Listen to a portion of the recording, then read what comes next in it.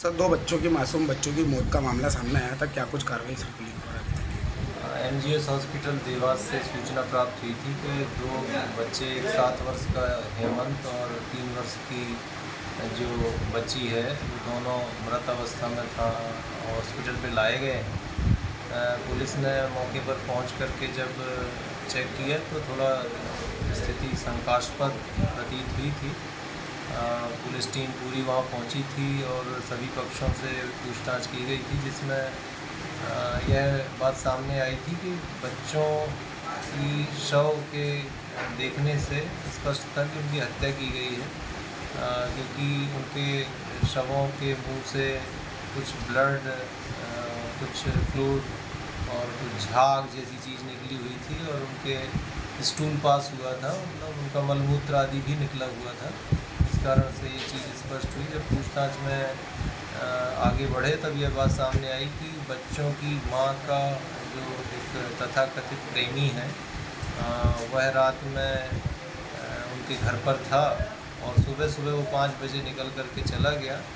और मां जब जागी और उसने नाश्ता वगैरह बनाया, बच्चों का टिफ़िन वगैरह बनाने का काम जब स्टार्ट किया और बच्चों को जगाने की कोशिश की, तब फिर वो बच्चे जागे नहीं और जब उसने हिलाया डुलाया तो वो मृत या बेहोशी की हालत में उसे मिलने पर सीधे वो अस्पताल लेकर के गई और अस्पताल के ज़रिए पुलिस तक ये सूचना आई थी।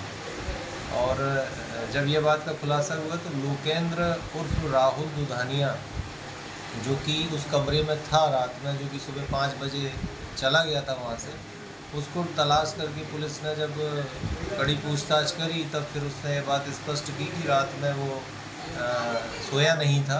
वो गुटखा वगैरह थूकने के बहाने से रात में जागता रहा था और उसने उन 2 मासूम बच्चों की हत्या करी थी तकिए से मुँह दबा करके। और उसको उन बच्चों से दिक्कत यह थी कि वह उस महिला के दूसरे पूर्व पति के बच्चे थे, इसलिए वो उनको रास्ते से हटाना चाहता था। सर, ये घटना हुई जब वो महिला कहाँ पर मौजूद थी? उसको भी आरोपी बनाया गया या उससे पूछताछ की गई? अभी इसमें विवेचना चल रही है और महिला से भी काफ़ी पूछताछ की गई है, पड़ोसियों से भी पूछताछ करी गई है। पड़ोसियों के एक रिलेटिव बच्चे की उस दिन बर्थडे पार्टी भी थी।